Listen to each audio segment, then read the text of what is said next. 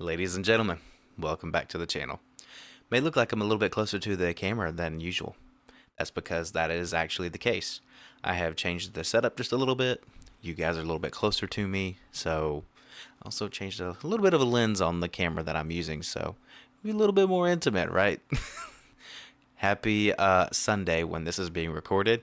Hope you guys are doing well and had a great weekend. We're going to be reacting to and breaking down Voiceplay's cover of Heavy is the Crown by Linkin Park. I've not heard the song originally, so this will be a treat times two for me. I do know Linkin Park pretty well. Chester Bennington, God rest his soul.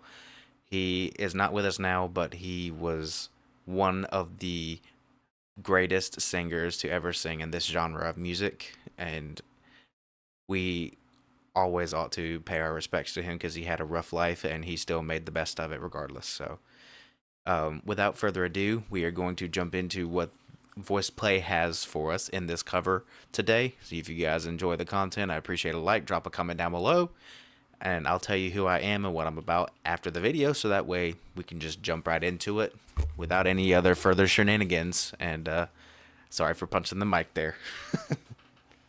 Let's up into this. Also, just as a note, guys, I do stop to talk about the music a lot. So if that doesn't fit your fancy, or if that's not something that you enjoy, then I would just recommend listening to the original without my antics. But I talk about the music a lot. The primary goal of these reaction and analysis videos to help you understand the music better.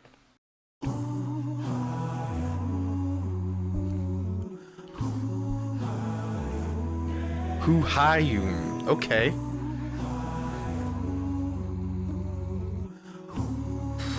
These bell tones.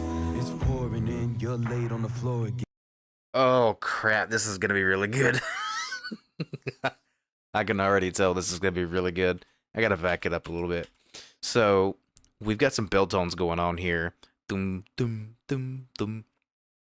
And they're called bell tones because they are typically actually they can be likened to a bell whenever that sound is coming out of a human voice.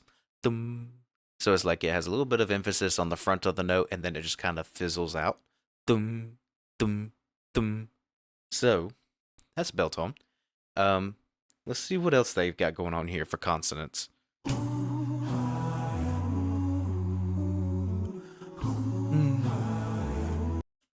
Consonants. For their syllables, I mean. So, but hayum, hayum. There's a little bit of air in there.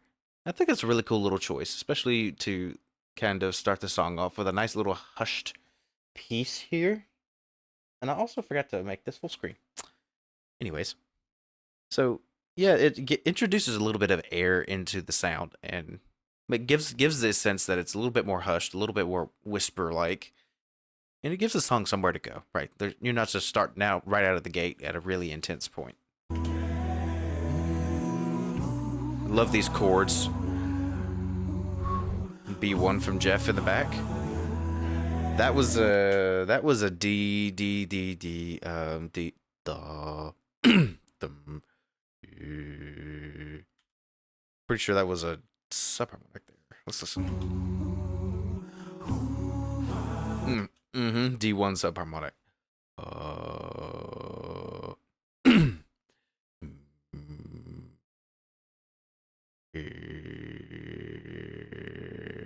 That was pretty close.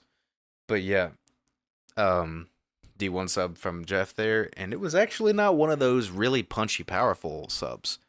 I can applaud that because, you know, it's not always appropriate to have a really punchy, powerful low note at every point in the song, and Jeff and everyone that arranges in Voiceplay, they understand that, and I can really, I have a lot of respect for that. It's pouring in, you're laid on the floor again. Come on, Jay Nunn. Then we both know how the story ends. Can't wait if your white flags out when the war begins. Aiming so high, I'm swinging so low. Trying to catch. This is a vibe already. All right, let's keep this going. Let's back it up a little bit. So Jay Nunn is playing the part of guys, I am drawing a blank on this gentleman that sings this style of part in all of Linkin Park's songs. I don't remember his name, but it's very rap-like. And I know that's something that Jay Nunn is good at. So it's, of course, a natural choice to have him doing that in this cover. Let's keep going. This is enjoyable. Very enjoyable. It's pouring in, you're late on the floor again. One knock at the door and then we both know how the story ends. Can't wait if your white flags out when the war begins. Aiming so high, swinging so low. Trying to catch fire. B1 from Jeff. Hold it inside and hope it won't show. I'm saying it's not, but inside I know. Today's gonna be the day you know. Come on, Caesar. Tired of explaining what the joke I love these harmonies. is. What you ask for, heavy is the crown. Fire in the sunrise, ashes raining down. Try to hold it in, but it keeps bleeding out. This is what you ask for, heavy is the crown. Nice riff. Turn the See, Lane is just brutally, like, this man is so jam-packed when it comes to talent. It is wild. So you get a percussionist who can sing, who can do all kinds of other stuff. He can compose, it's just... How much more can you put in this guy's brain, am I right? It's crazy. run, now look what it's become. Outnumbered 10-1, back then should have bitch come. Kind of dubstep-y here. Whoa, already on that list. Say you don't want, but you can't resist. Living that soul with the pimp on this. Watch it all falling apart like this. Today's gonna be the day you notice. And it's just like... It's just so... They are so good at keeping some variation in all of their arrangements. Because it's always just that little bit different. It's just something changing every single little bit in all of their acapella arrangements. This is why they are so good at what they do. It's because they have something that makes it a little bit different every single time, keeping those listeners on the edge of their seat. And it's like, and they also pay homage to the original songs they cover, but they just take it and run with it, so to speak, whenever it comes to their arrangements of the original songs, when it comes to these covers, because it's so good, but it's so voice play at the same time, you know? 'Cause I'm tired of explaining what the joke is. This is what you asked for. Heavy is the Okay, come on. the sunrise, ashes raining down. Try to hold it in, but it keeps bleeding out. Get some grit from Ellie here. You asked for Up to a B4. heavy is the crown. Down to just claps and the percussion. Today's gonna be the day you notice. 'Cause I'm tired of Bell tones everywhere in the background. This is what you asked for. Just you get a nice B1 to a C2 there. Nice rich bassy voice. Nice rich chest voice from Jeff, their bass singer, for those that don't know. Na, na, na, na, na. Na, na, na, na, na, na, na, na, na. Wow. That's a difficult run to do there.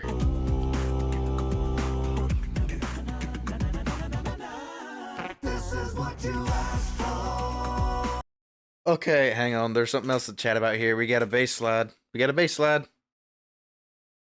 Jeff, where'd you start and where'd you end, bub?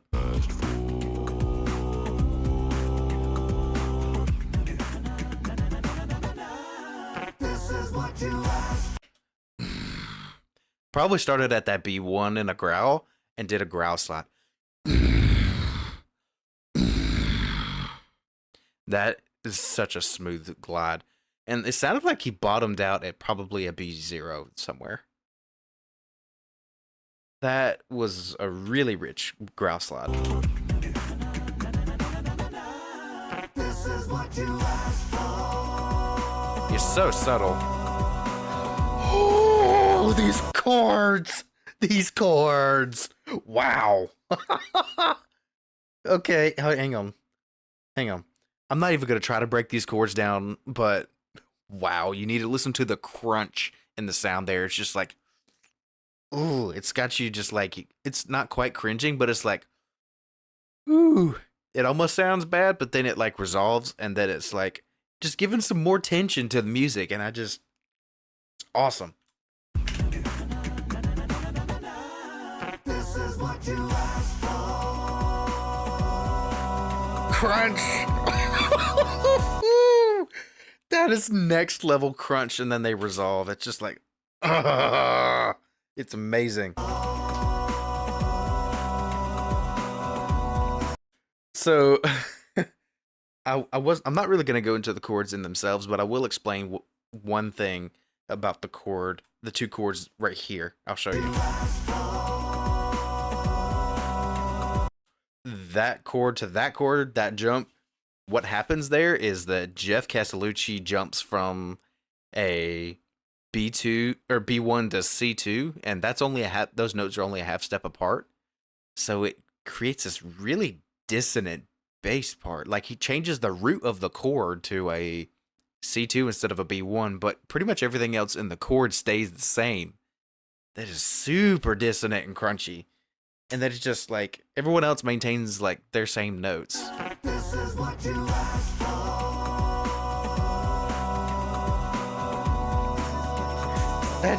That's just crazy.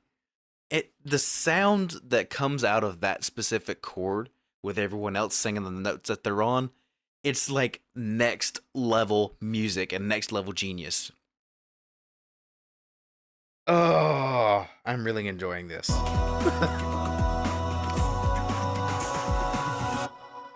This is what you asked for. A real bit of a release, right? Release in music, release attention. Almost a perfect tiny cup, like 100 milliseconds of almost pure silence. You just got a little bit of echo traveling around with the reverb, and Jeff picks up the line after that. But it's just, I love whenever you build, and then release, and this very brief moment of silence, complete silence, or almost complete silence.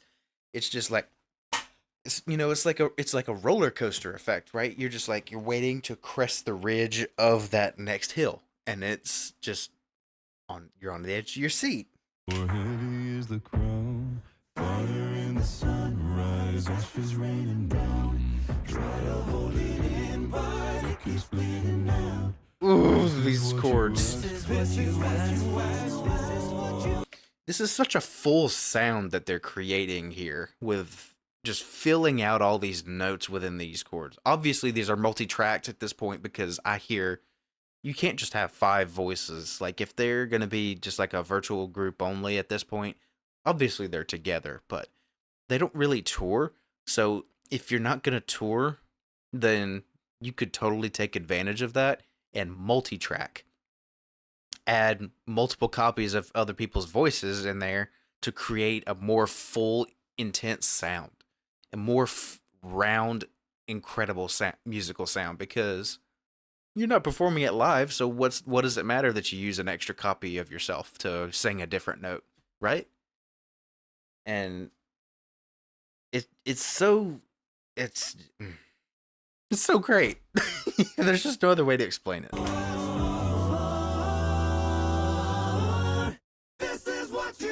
I was talking about the releases and the silence. Another example of it. You're just on the edge of your seat. It's like you're gripping the armrests. And you're like, what do they have next?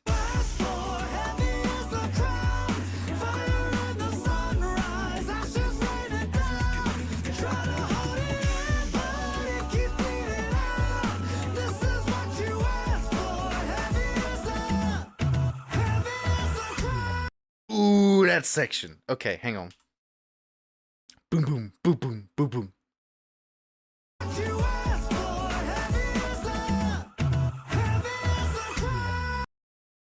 So to accomplish the sound of the voice cutting in and out like that real suddenly to go along with the drums, what they likely did is that they recorded their voices, but then what they did was they probably used like the razor tool and like actually physically cut the sound in half and then just made it the exact same, like took samples of their voices and then layered them over with the drums, and then after that it's just making it just as long as the drums in this little area, but it's like it's very sudden because it's little choppy sections of their voice, not a sustained from start to finish, like that's more of a connected sound where he has uh uh and that that choppiness comes from the razor tool or whatever tool it is in the DAW, the digital audio workstation that they're using, and they will.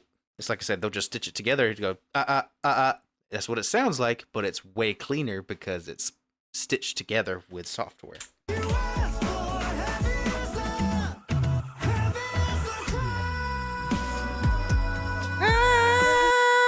B4 from Ellie there, but he's got so much power, richness, and grit behind it. It's just Ellie's a rock tenor, man.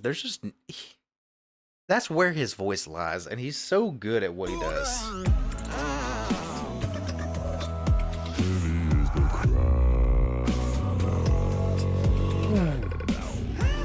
Whoa. Okay, so Jeff did an F sharp 1, and then Lane did an F sharp 1, but with what technique? Let's find out.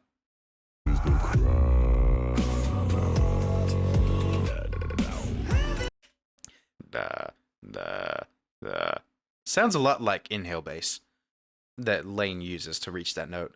Jeff did a subharmonic, no problem. But for Lane, that sounded like a inhale bass.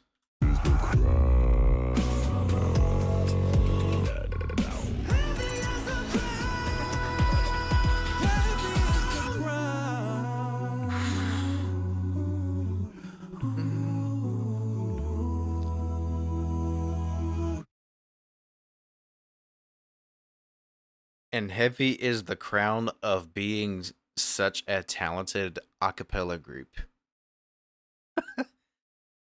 Let's listen to the credits real quick and then shout out their patrons, because their patrons are the reasons why they keep doing what they do.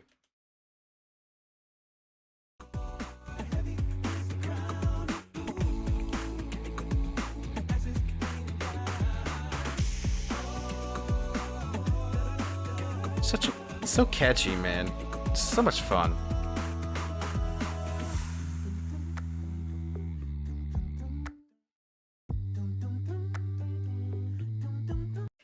Alright, so no announcement after that one, but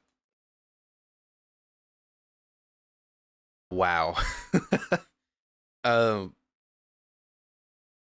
find myself saying that word every single time, multiple times, whenever we cover Voiceplay content, but for obvious reasons. We are at the end of the video, guys. Thank you so much for watching. I'm Ethan Drew. I like to break down music through videos like these with the reaction and analysis videos. My primary focus of content here on the YouTube channel is interviewing singers, learning more about their journey through music, and I also like to do a little bit of music of my own, but my primary focus is interviewing singers. But I can't not do the reaction analysis videos because that's something that you really enjoy out there in the YouTube audience. Thank you so much again for watching. If I helped you cultivate your understanding of music and appreciation for it, I would very much appreciate a like. Drop a comment down below. Let me know how I helped you understand music. Drop a smiley face. It helps with the algorithm. And if you want to support the channel in a greater way, you can hit the subscribe button. Hit the bell turned on so that way you never miss another upload. And if you want to make a contribution to my success here on YouTube, I would very much appreciate it if you would check out the Patreon link in my description, where you can support me financially if you choose to. Not required to enjoy the content. There are free ways, as I just mentioned, to support me. You don't have to spend a penny. But if you choose to, the link is down there in the description. You can check that out if you want. You get really cool benefits if you do, such as handwritten letters from me, personal interaction with me. For the really dedicated patrons, you'll get a phone call from me once or twice a year, and you'll get to vote on polls for future videos. So check those out if that's something that you're interested in. Thank you so much for watching again. I love you. Take care of yourselves. We'll see you soon. Bye. Ladies and gentlemen, thank you for watching today. This video is made possible by patrons like Miss Nancy Flesher. If you are interested in getting shoutouts like this at the end of my videos, make sure you hit the link in my description to go to Patreon, where you have the ability to do so. Thank you so much for supporting the channel. I love you. Take care of yourselves, and we'll see you soon.